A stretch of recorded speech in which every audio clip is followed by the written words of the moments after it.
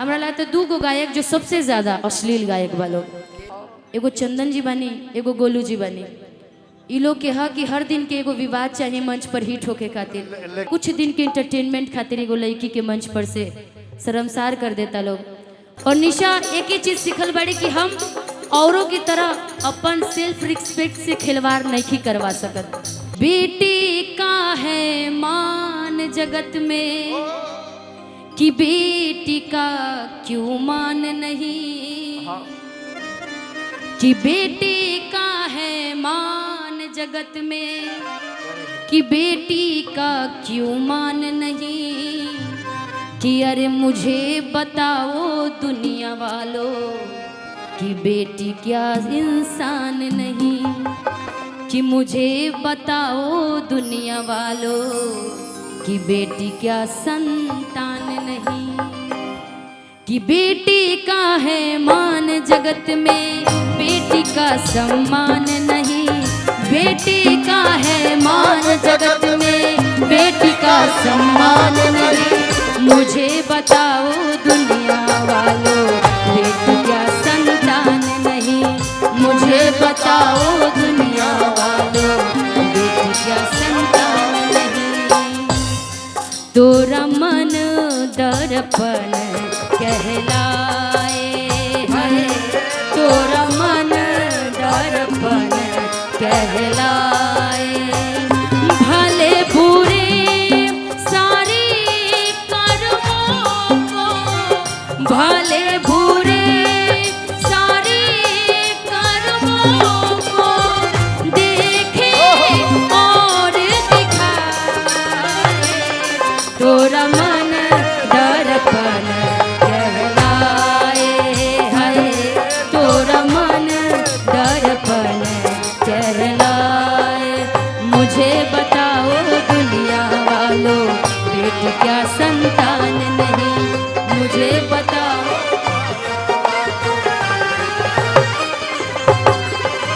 वो ऐसे कहनी है कि काहे से कि जहाँ पे अपन भारत देश में कहल जाता कि बेटी बढ़ाओ बेटी पढ़ाओ, और हर क्षेत्र में लड़की के आगे बढ़ावे के काम बीजेपी सरकार पूरा सरकार करता। पूरा लोग मिल करके जहाँ पे बेटी के 5 बजे के बाद से बिहार में कहीं निकले ना देवल जात रहे, आज देखी तो हर कार्य में बेटी आगे बढ़ता और हर कार्य में कदम से कदम मिला के चलता, डट के खड़ा होता। लेकिन ऐसा ही कुछ तुच्छ ऐसा सोच के लड़का बालो, कुछ सोच के ऐसा कलाकार बालो जे एक बेटी के ऊपर एक लड़की के ऊपर अच्छा गाना तो कभी गा नहीं खे सकत लोग। चंदन भाई मान ली कि हम आर्यन के बगल में खड़ा बानी तो एक तो बहुत साहस करके खड़ा बानी कि आर्यन हमरा ऊपर का गई है, कहीं ऐसा तो ना कहीं ऐसे वैसे कहीं टच कर दी है, तो बड़ी साहस के बाद हम सोच समझ करके इनका साथ खड़ा बानी। लेकिन ओकरा बाद ही चाहते तो हमारा खातिर अच्छा भी गाना तू गा सकत रहा, लेकिन तू जब गाना गई बा हमरा खातिर एक गाना गई बा, धीरे करिएगा, कि माई बने वाला रहू तू के नहीं खे जाना तोहरा बारे में, माई बने वाला रहू तू कुंवारे में, बिना छिलले भसवा धसी है बलमुआ तोहरा में। ये सब दूसरा के भी है, प्लस एगो बेटी के शर्मसार रहुआ मंच पे हम हो कि चाहे कोई भी हो के। आज अपन परिवार में कार्यक्रम करे आइल बनी, अगला आदमी कहले बा कि उनकर मार्केट खत्म होके वाला बा, तो समझ ली कि जे हमारा बगल में गायक चाचा जी, मान ली आर्यने बड़े खरा हमारा बगल में, हमरा ऊपर जब एक तरीके के गाना गई है तो हम इनका साथ का गाई। जब भी हमार तारीफ करते बीवी के लेकर के, गर्लफ्रेंड के लेकर के, एक बहन के लेते, चाहे जे भी समझ करके, जैसे गाना गोरिया चांद के अजुरिया नियन गोर बारू हो, गोरिया चांद के अजुरिया नियन गोर बारू हो, तुहर जोर केहू नहीं के बिजोर बारू हो, तुहर जोर केहू नहीं के बिजोर बारू हो। और जब कोई हमरा ऊपर ए तरीके के गाना गाई तो हम ओकरा खातिर गाई,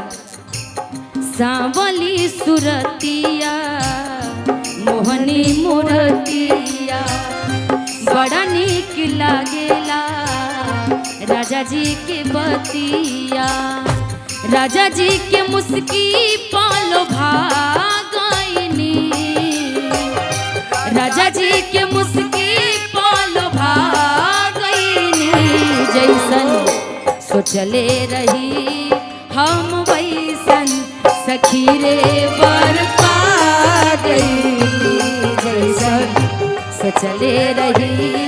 हम वैसन सखी रे बर पा गई। जब ए तरीका के तू गाना हमरा खातिर गई तब ना हम तोरा खातिर कुछ गाई। जब तू खुद हमरा के शर्मसार कर तारा बगल में खड़ा बानी, तू ही सोचा तारा कि हम कैसे हिट हो जाए, हम इनका पर का गाना गाई। वो दिन तोरो बारे में बहुत कुछ लोग बोलक, लेकिन बाबू कोई बात ना, हम जाना तनी कि सबसे बड़ा भगवान कोई है न, तो धरती पे माई बाप के बाद कोई बड़ा भगवान है तो हमनी से खातिर रही जनता हलो, जे सही गलत के परख की जनता करेला। और साथ ही साथ हम तो इतना ही चाहना तनी कि आज के बाद हम भी मंच पे कोई के बारे में कुछ ना बोलत रही, पहले भी और ना अब भी बोलब, काहे से कि कहल जाला कि समय के लाठी में बहुत ताकत होकेला। समय तो अच्छा अच्छा के धरोहर के नीचे गिरा देलक, तो वहाँ के कौन ऐसा बड़का बात बाकी 2 दिन के चांद और चांदनी खिलल बा फिर अच्छा से गिर जाई हैं। कहल जाला कि सरस्वती जब विराजमानी तो घमंड ना करे के चाहिए। आज हमारा बीच में रघु बाबू भी बड़े, रघु तू बारा राजा हो सावर भैला, ए राजा हो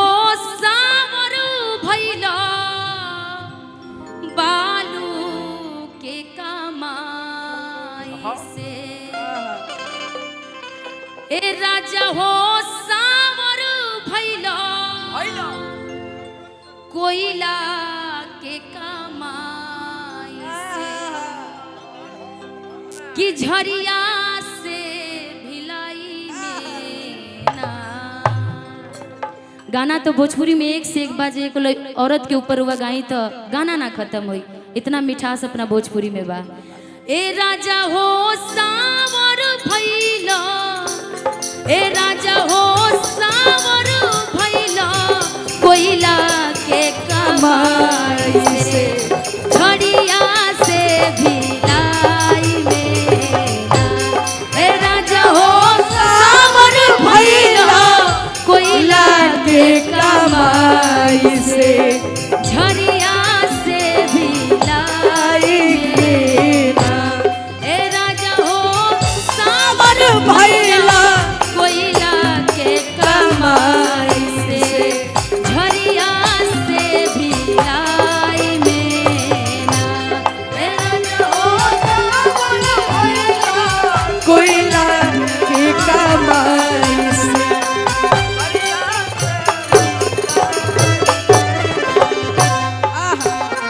सब भूल गए रे तेरी बात, मगर तेरा प्यार नहीं भूले। सब भूल गए रे हर बात, मगर तेरा प्यार नहीं भूले।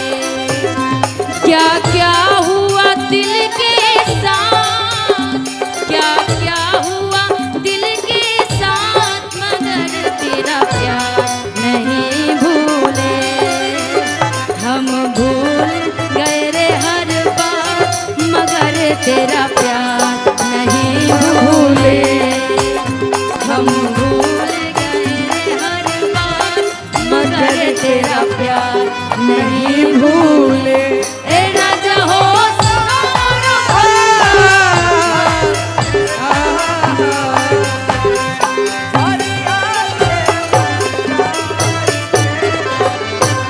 और अपन छपरा, सिवान, गोपालगंज, अपन बिहार के पूर्वी कई तरीके का ये एगो पूर्वी है कि रहल 3 बरस कलकत्ता, देही के लौके बाता बाता। रहल 3 बरस कलकत्ता, देही के लौके बाता बाता। रहल 3 बरस कलकत्ता, देही के लौके बाता बाता। रहल 3 बरस कलकत्ता, देही के लौके बाता बाता। कि सबका माई जाई, कि सबका माई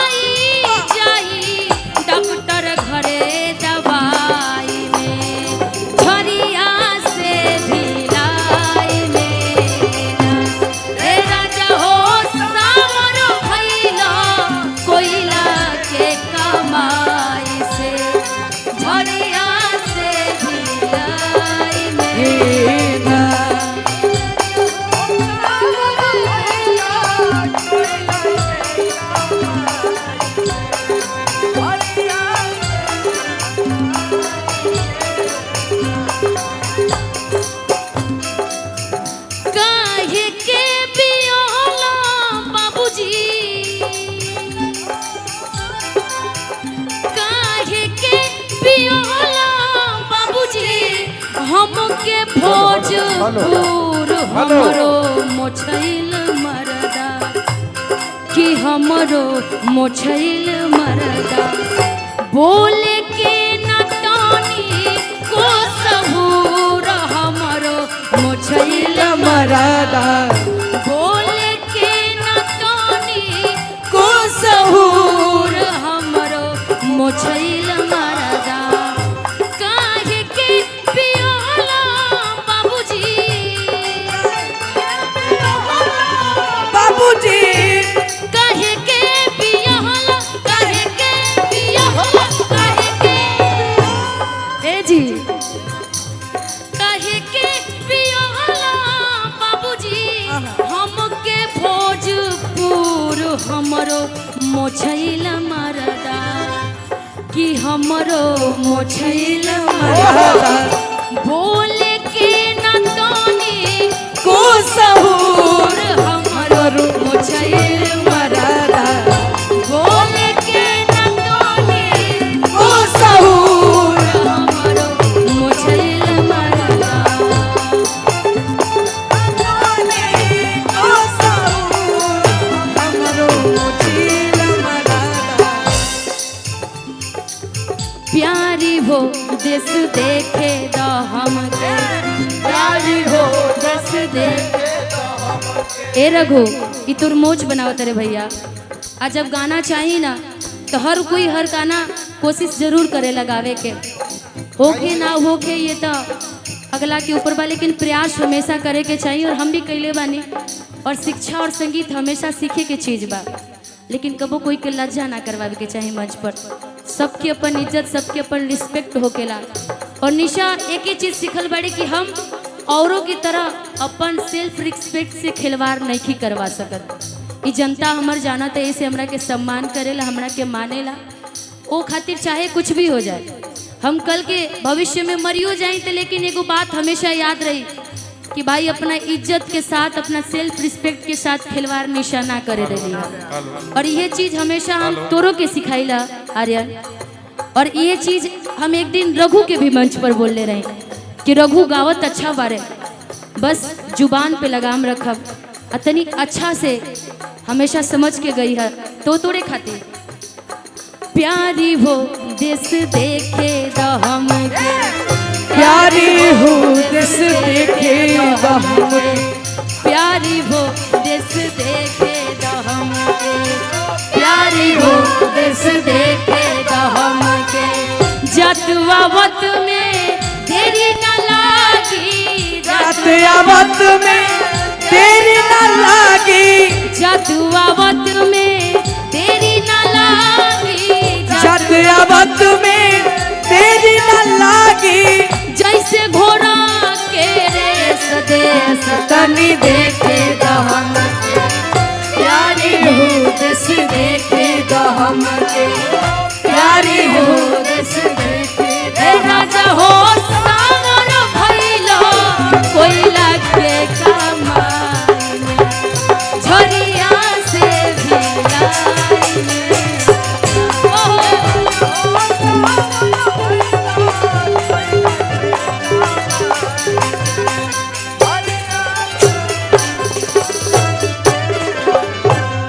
ए राजा हो बनब जबे खलीफा दे बनो करी से इस्तीफा राजा बनब जबे देव नौकरी से इस्तीफा राजा हो बनब जबे खलीफा देव नौकरी से इस्तीफा राजा हो बनब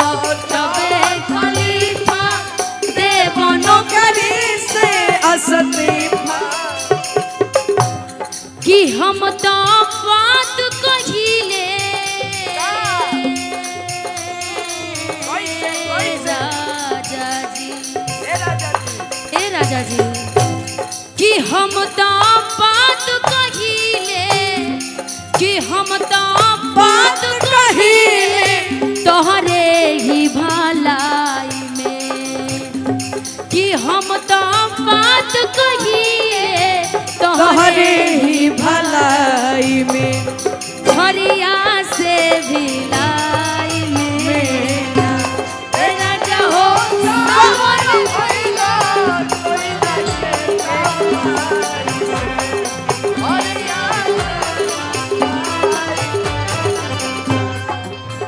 पियावा गईले काला काटावा ए सजनी पियावा गईले काला काटावा ए सजनी पियावा गईले काला काटावा ए सजनी पियावा गईले काला काटावा ए सजनी हो ए सजनी हो ए सजनी अरे ए सजनी हो ए सजनी ए सजनी हो ए सजनी ए सजनी हो ए सजनी पियावा गईले काला काटावा ए सजनी पियावा गईले काला काटावा ए सजनी पियावा गईले काला काटावा ए सजनी गोरवा में जूता नइखे हाथवा में छातावा रे सजनी गोरवा में जूता नइखे हाथवा में छातावा रे सजनी गोरवा में जूता नइखे हाथवा में छातावा रे सजनी अरे ये सजनी हाँ हाँ ये सजनी कैसे चली है राहतवा ए सजनी कैसे चली है राहतवा ए सजनी पियावा गईले काला काटावा ए सजनी पियावा गईले काला काटावा ए राजा हो सावर भइला कोयला के कमाई से भलिया से जिलाई में ए राजा हो सावर भइला ए राजा हो ए राजा हो सावर भइला कोयला के कमाई से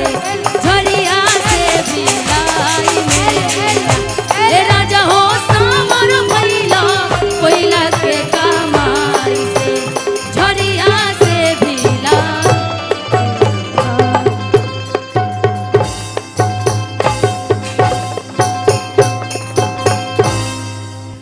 ए राजा हो सावर भइला कोयला के कमाई से झरिया से भिलाई में ना आखिर में एक लाइन ये अपन भोजपुरी है अरे सही अरे। बात। और देखो भोजपुरी के मिठास कितना अच्छा बा और जब कोई लड़का गाना गावल चाहे वो लड़की के ऊपर एक से एक गाना गा सकत है लेकिन अगला आदमी के कुछ दिन के इंटरटेनमेंट खातिर एगो लड़की के मंच पर से शर्मसार कर देता लोग और सोचता लोग कि हमरा से ज्यादा बड़का गवैया कोई नहीं खे हमरा नहीं खे लागत कि भिखारी ठाकुर जैसन करत रहे हैं रउआ कहतनी कि हम भिखारी ठाकुर जी और बहुत सारा कलाकार गायत्री ठाकुर जी के धरोहर पर चलतनी रास्ता पर चलतनी लेकिन वो लोग तो कभी ऐसे ना करत रहे लोग लड़की के साथ में जे कार्य अभी ई लोग के नया कलाकार हमरा लगता है 2 गो गायक जो सबसे ज्यादा अश्लील गायक बा लोग चाहे बोले में होखे चाहे गावे में होखे चाहे मंच पर इशाराबाजी करे में होखे ई जग जाहिर बा ई सब यूट्यूब पर वो लोग के चैनल पर वो लोग देख सकत नहीं एक से एक चीज बा एगो चंदन जी बनी एगो गोलू जी बनी ई लोग के हा कि हर दिन के एगो विवाद चाहिए मंच पर हिट होके खातिर लेकिन देखो हमरा के भैया हमरा के लोग कहता कि प्रोग्राम तो रोज करत रखिया लेकिन अगला के नाम लेकर के हमर नाम ले करके हिट हो गई चर्चा में आ गई तो ये चर्चा रउए करवाई अपन हमरा वो चर्चा की जरूरत ना रहुए वो दिन भी रउआ ना खोदती और ना मैं हटा करके हमरा के गाली देती अश्लील बोलती तो हम भी ना बोलती रउआ के ये जनता उतनी ही देखा था जितना यूट्यूब पर चढ़ल है लेकिन फिर भी जनता इतना भी देख के समझ गई कि रउआ कितना इज्जत और मान सम्मान एगो औरत के करतनी आ कहल जाला न भैया कि हर एक परिवार हमहू बानी हमर भैया हमेशा हमारा साथ रहेले एक गार्जियन के रूप में ओकरा बाद भी एगो बड़ भाई बाड़े बड़ बहन बाड़ी माई बाबू बाड़े और सब लोग एगो कहल जाला कि परिवार एगो बच्चा के ऊपर न जैसे आर्यन के ऊपर गार्जियन एकर पापा बाड़े सही गलत के बतावे वाला अगला के बात तो माई बाप तो बाड़े उनका पर ना जाए लेकिन अगला माई बाप के कदरे ना करे तो माई बाप भी बेचारा का कह सकत अड़े वो दिन हम उनका बाबूजी के बारे में बोलनी, गुस्सा में बोलनी, हमरा ये चीज़ ना रहे कि हम बाबूजी के बारे में बोली। लेकिन जहाँ तक कहल जाला संस्कार तो घर से बाबूए जी और माइए सिखावली, कोई के भी, चाहे हमके सिखावस, आर्यन के सिखावस, चाहे दुनिया के कोई भी लोग के सिखावस। वो दिन बाबूजी खातिर बोलनी, वो खातिर हम माफ़ी चाहते हैं उनका पापा से। लेकिन पापा चाचा जी हम ये चाह के रहो अपना बेटा के संस्कार सिखाएं। एगो लड़की के, एगो औरत के इज्जत कैसे कइल जाला, मान सम्मान कैसे कइल जाला, ये जनता रउआ ना सिखाई तो ये जनता तो बरल ही बाड़े। वो अगला के आदमी बातें ना मानेला तो भाइयों बाबू मजबूर बड़े। और बहुत बहुत धन्यवाद विजेंद्र गिरी बाबा के, भैया हमारा बारे में बड़ा अच्छा शब्द बोलनी है। ये खातिर भी हमें मंच से ऐसे कि एक इकलौता हम गायिका हैं जे हमर खुद के लड़ाई, अकेले के लड़ाई बा कि भाई मंच पर कोई भी जेंट्स कलाकार होके तो एक औरत के बारे में, एक लड़की के बारे में अशब्द ना बोले करे के बा। तो यदि रुआ सिखावे के चाहता नहीं तो रुआ घर पर बुलाई, चाहे रुआ हमारा घरे आ जाए, फोन कर ली, मंच के बाद भी रुआ सिखा सकता नहीं। जितना हमारी इज्जत बा हम जानता नहीं कि उससे कम इज्जत आर्यन के भी नहीं खाए, चाहे छोट हो के चाहे बड़ हो के। और आज हमरा लगता कि अगला आदमी जितना बड़का गायक समझे तड़े दाढ़ी भैया, उनका से कमो भले तोतले गायक हम हो कि चाहे हमारा आर्यन हो के, लेकिन ये जनता के प्यार दे करके इतना कम उम्र में आर्यन एगो 4 व्हीलर गाड़ी खरीद ले बार, एगो बनारस में जमीन खरीद ले 30 लाख के गाड़ी। एक बार कि तू हमेशा बना के रखे है। इनकर 60% पापा के बाबूजी साथे रहेले, जैसे हमारा साथे हमार भैया बड़े, इनको साथे इनकर पिताजी बानी। और एक परिवार के ऊपर गार्डन बहुत जरूरी हो खेला, एक लड़का के ऊपर चाहे एगो लड़की के ऊपर। ए शर्फ निशा के लिए आप लोग ताली बजा दीजिए। ये अपने दिल की भावना की बात बोल रही थी, किसी की बेटी है, आप लोग ताली बजा दीजिए। और देखिए चाहे कोई भी हो के, एक समय रहे कि एगो तोतला एंकर बड़े जकरा के बारे जे बोलले बा ओकरा बारे में वो लोग खुद ही सुन ले होखम। एगो चंदन बाई बड़े हमर 2 शब्द 2 दिन महिला के बारे में तारीफ कर दिले, हमरा बारे में तारीफ कर दिले। ए खातिर भाई तो हम सदा आभारी बने, हम मर तो रह वो दिन भी हमर जब तक सांस रही नो तब तक हम चंदन भाई खातिर हमेशा जीवित रहब। हमेशा एक मदद रही कि एक भाई हमर मंच पे जहाँ दुनिया हमारा खिलाफ बोलत रहे वो दिन भाई हमर तारीफ कैले। और एगो तोतला उद्घोषक बड़े जना के खुद बोले के नावेल, एगो बड़े मुकेश राय उद्घोषक वो लोग जानत हो कम। अगला आदमी के खुद न बोले के लूड़ बा न चले के सहूर बा। उ आदमी हमरा के गायक सिखावत रहे कि गाना कौन गईबू, याद करे एक दिन जहिया तू आरा नाव पार करके आवत रहलू तरे हमरा लगा तो पुल बनला कई साल हो गई। और अगला आदमी के मार्केट में लावे एक दिन झोला ढोवत रहे, और केरल एगो एंकर रवि रंजन भैया उनकर झोला ढोवत रहे तो फोन कैले, निशा जी कब तक हम रवि रंजन राय के झोला ढोअब, अब रउओ तनी ध्यान दी, सबके रउआ मदद करी ले, तनी एगो हमरो मदद कर दी। तो उनका के बोले नहीं हम अपने यहाँ बसंत महोत्सव में, हम कहनी कि ठीक बा। वो खातिर कई लोग हमरा के बोलबो कैलक कि कैसन के बोले ले बानी जना के बोलहू ना आवत रहे, लेकिन फिर भी हम उनका के हर मंच पे हमरा लागत कि 500 से ऊपर मंच पे हम उनका के ले गई नहीं। हमेशा रउआ लोग नहीं सब लोग देखा तो कम, चाहे आर्यन होकस 3 साल हमारा यहाँ आर्यन रहल बड़े, और आज वो 3 साल के मेहनत आर्यन के भी दिखत, आर्यन तू स्टार बन गईला। और वही आदमी के भी जेकरा के बोले के खुद हमें रखनी, हम ही सिखैनी। जे आदमी को लोग 200 ना देते रहे अगर हम उनका 2000 रुपया दे के, अगला आदमी कहता कि हम ही गावे के सिखैनी, हमरा से पूछत रही कि का गाई, ए मुकेश भैया बताई ना हम का गाई। और जब हम ही रउआ से पूछत रही तो रउए गायक काहे ना बन गई, काहे आज तक उहे पियक्कर जी के साथ रउओ झोला फिर से ढोवतनी और उहे काम करतनी, मंच नहीं खे मिलत आ चमचागिरी करतनी। लेकिन भगवान का करस, सबके ऊपर वाला देखे वाला बड़े। जब इतना बड़ा पावरफुल, इतना बड़ा हमर रावण जी जिनका पास सब शक्ति रहे, तो उनका पास तो घमंड चूर होके में टाइम ना लगल उनकर, तो हम रउआ कौन चीज़ है। आए खातिर फिर भी चली कोई बात नहीं, रउआ लोगों ने यूट्यूब के माध्यम से, विवाद के माध्यम से हमेशा आगे बढ़ीला, भगवान करे बढ़त रहे, खूब कमात रहे। निशा जी हर मंचवे विवादित हो जाता, अब रहे दिया जेकर जितना सोच रही उतने करी।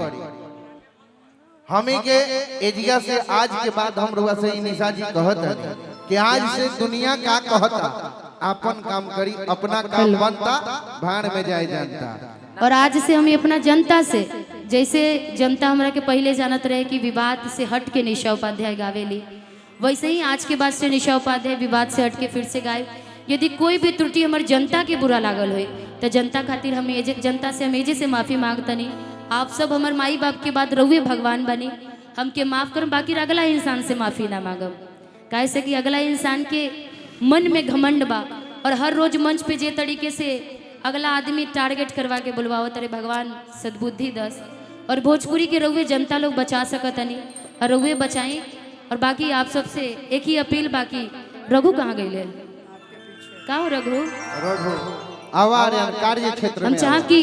तू आगे बढ़ जैसे आर्यन आगे बढ़ ले हैं, ठीक ना? अब वो दिन बोलने रहे कि बस हे पर लगाम रखी है, ठीक ना? बाकी तू जितना अच्छा गावत रह, भगवान करस कि जैसे आर्यन 30 लाख की गाड़ी खरीद ले है, तू जल्दी 30 लाख की गाड़ी एगो खरीद। ये जनता के प्यार आशीर्वाद में एक बार ताली बजा दी। अपने आखिर में एक सिवान घर बनू बाबू तोहर गोपालगंज, तो छपरा सिवान गोपालगंज के कमिश्नरी अभी एक ही जगह है सारन के। तो हम चाहत कि तू आगे बढ़। एगो बक्सर में शाहाबाद में हमार आर्यन भाई,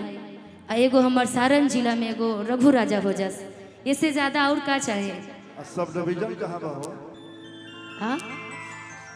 तो एगो फरमाइश आइल भाई, जैसे कि निशा जी कोनो एगो गीत सुनावस जी। एक लेकिन गीत निशा दी की सम्मान में हम गाएं, वो गीत के फरमाइश भी रहे। हेलो।